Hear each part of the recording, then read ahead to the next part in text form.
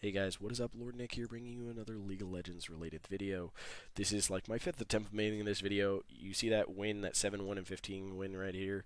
I've been trying to use the footage from it, but apparently there's a screw up with the match history replay, and it's just not replaying properly. It just keeps crashing at about like 15 minutes into the game, and anytime after that point, it also crashes. So, right about where the meat of the game is happening, it crashes. It's great. Anyhow, so we're just going to go back to kind of a format like this, where we just have that background there, and I'm going to leave my client up as well, so there's at least something to kind of stare at if you want to stare at the video. Otherwise, feel free to just put me in the background and listen to me again. This video, guys, is going to be about tilting. And it's not a tilting video, but it's a video about tilting and how to fix tilting as a, competitive individual in League of Legends. A lot of people like to climb, and one of the biggest things that actually holds people back from climbing is their mental state and their ability to not tilt. A lot of lower end people tilt really fast and really hard, and they kind of give up, or they're tilting and they do the exact opposite. They just keep playing and playing and playing and playing. And that's not a good thing either, guys. So, what I wanted to kind of talk about in this video was just how do you overcome these habits of tilting. And one of the first things that always pops up when you're talking about tilt, a lot of people recommend, hey, take a break from League. Take about a week where you play other games and then come back to League after that time. Now, I do see one problem with this, and a week's not a very long time, but in League of Legends it can be. Metas are born and die within a week. Like, it happens that there's massive shifts that can happen, especially if you take a break during a patch week. So yeah, avoid breaking during a week where a new patch is set to come out during that week, because then when you come back, you're going to be so out of the loop if you're not paying attention to League.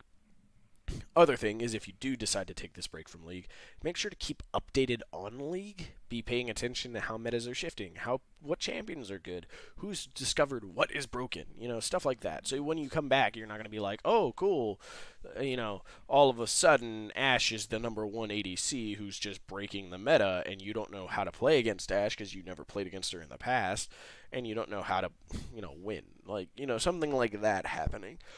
You don't want a juggernaut patch sneaking in on you out of nowhere. Like, there's so much that could go wrong by taking a break and not paying attention to what's happening.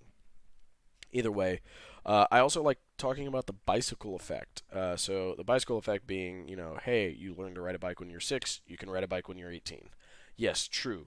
You can always know how to ride a bike once you've learned it. Your body just kind of ingrains into you. Oh, this is how the balance works. This is how I can ride. Here's the problem with that. This is muscle memory we're talking about here, right? Like, oh, okay, cool. Muscle memory.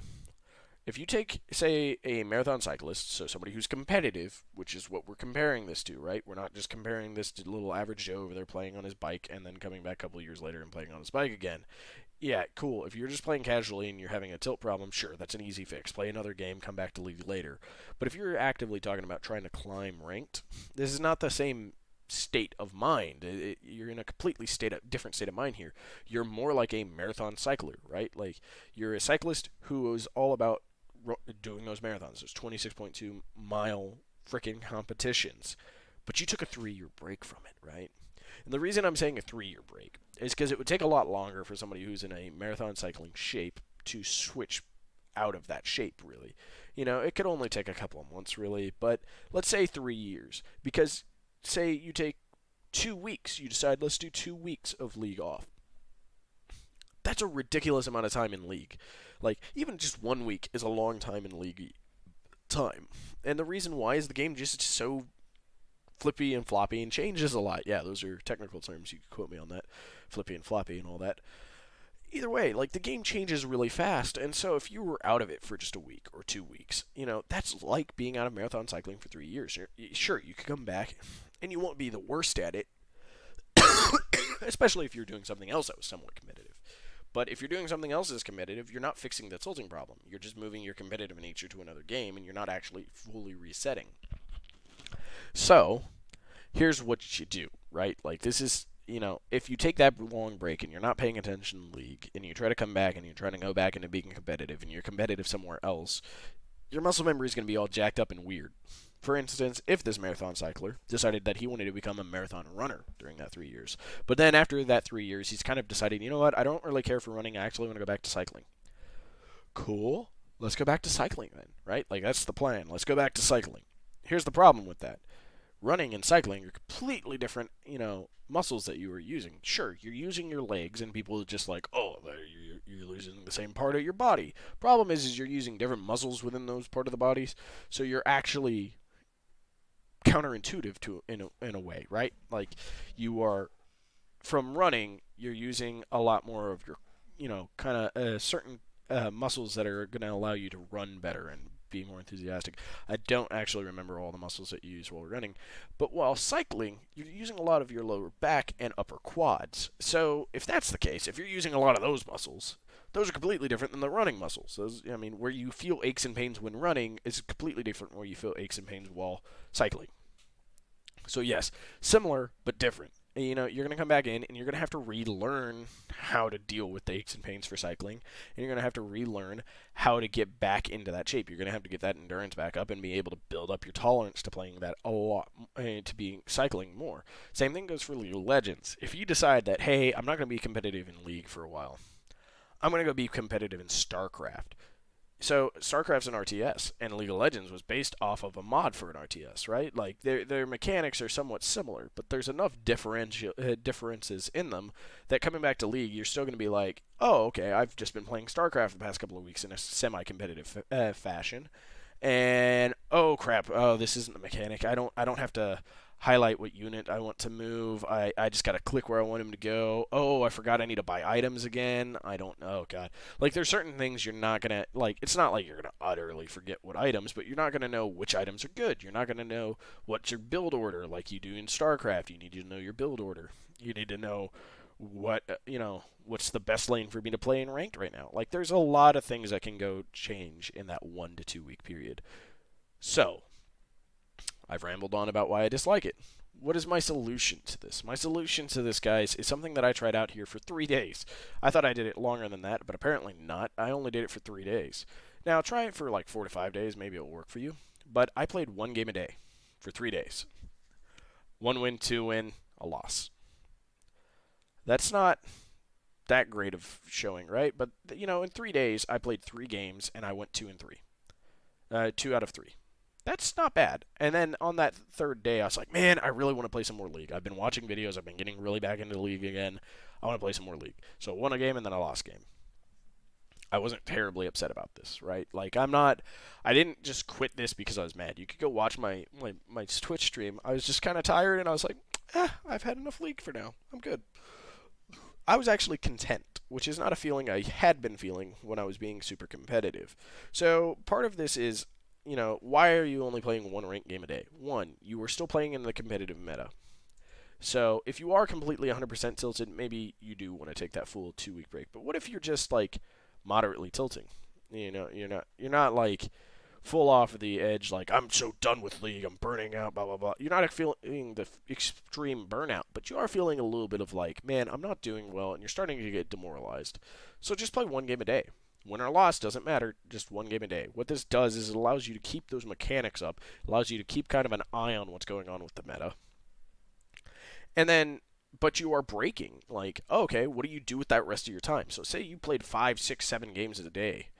That's a lot of extra time. If you went from 5 games to 1 game a day, that 1 game is going to average like 30 minutes.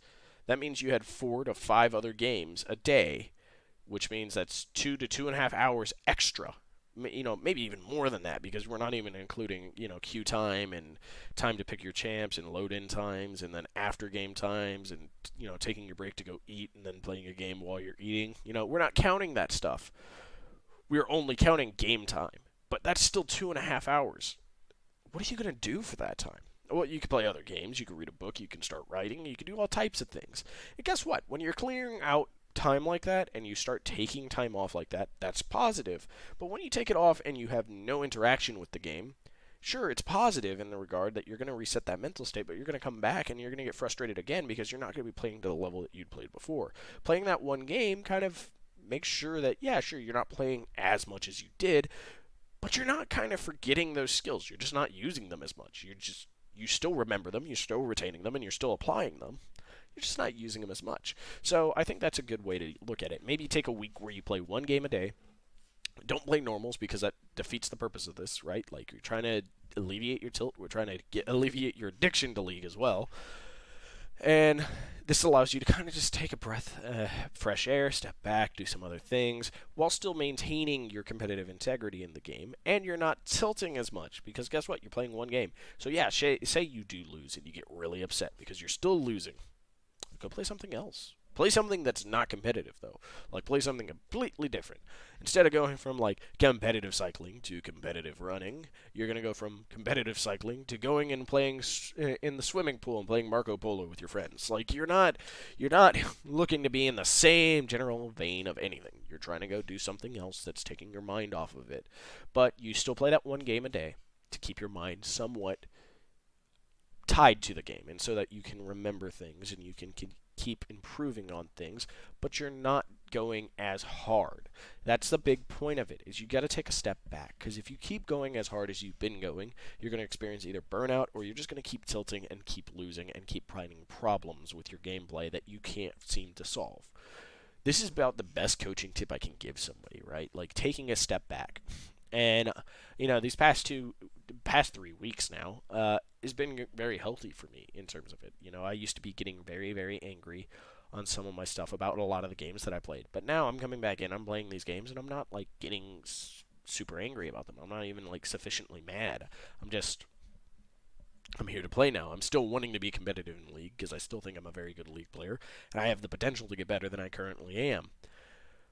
But I am not feeling any of those negative emotions that I'd been feeling, which is good. This is a real good way to do that. Now, if you guys need more constructive stuff about climbing, I want to climb better, I need ways of learning how to play champions better, that's a completely different story. And in total, this is about the best coaching help I can give you right here, right now. This is one of the best general topic things that I can teach you, is learning how to manage tilt. Because what a lot of top players won't tell you, and a lot of top coaches won't even look at, they're looking at your gameplay, how to improve your gameplay, how to improve your inside of the game mechanics. They're not looking at how to improve your mental health. And mental health is a big part of it. Winning the mental game is what wins you the game inevitably, right? Being able to come in with the mindset of, we're going to win, opposed to, God, I hope we don't lose, are completely different things. Playing to win, playing to lose. It's something I touched up on in one of my podcasts. Feel free to go watch that podcast, guys. It's the episode 3 of the Dangerous Game podcast. Feel free to check it out. Hashtag shameless self-plug. Anyhow, that's it, guys. I got nothing else. I could keep rambling about the same topic for a very, very long time, but I feel like this has been enough of that. So thank you guys again for watching. Feel free to hit that like button, subscribe. Follow me on Twitter, Twitch, and my Facebook. That will be down below. I'll also be posting my Discord soon in case you want to come and hang out and chat with me. I sometimes just sit in my Discord. I might not be playing games, but I'll be sitting in there and chat, and just hanging out. And people sometimes want to come in and chat about games. Some people want to come look for advice. Feel free to do that. I'll be there. If you guys want to hire me for coaching sessions, PM me on Discord, and we will set up a day that I will set aside where we could go through a number of hours, and we'll set up a rate that will be more working, beneficial towards you, possibly. Thank you guys so much for watching, and as always, I hope you guys have yourselves a wonderful, wonderful day.